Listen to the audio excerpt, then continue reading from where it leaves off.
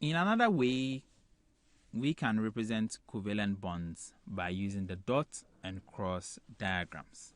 The initial one we saw was the line or the straight line diagrams, where each line represented a shared pair of electrons.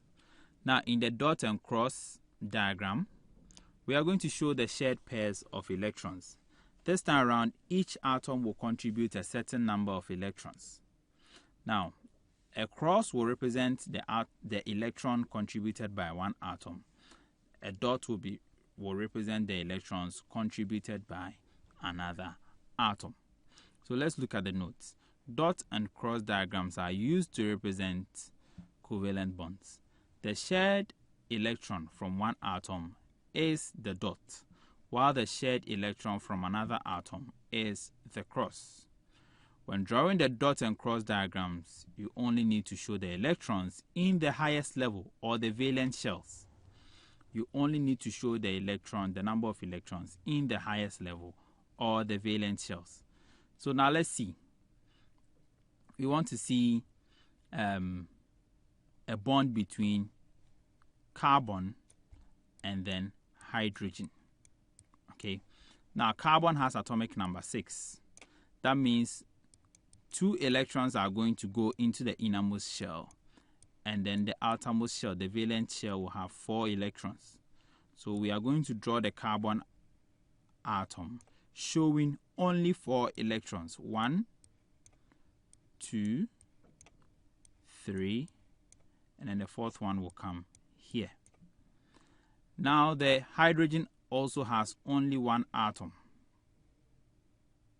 Or sorry, 1 electron. And that electron will be represented by the dot. So we have our carbon here, and then we have our hydrogen here. All the other electrons in the carbon are not needed. We only need the number of electrons in the outermost shell. And then we show we show the number of electrons that are being shared. So here, hydrogen is sharing 1 pair of electrons. This X comes from this atom. The dot comes from this atom. Here, two pairs of electrons are being shared. The X's are from this atom. The dots are from this atom. Here, oxygen is sharing electrons with 2 different hydrogen atoms. Here, there's 1 shared pair. Here, there's another shared pair. So it's going to look like this. Oxygen shares 1 pair of electrons with hydrogen, and then it shares another pair of electrons with hydrogen. Hydrochloric acid, or HCl. Hydrogen is contributing 1 electron. Chlorine is also contributing another. So there's the shared pair of electrons there.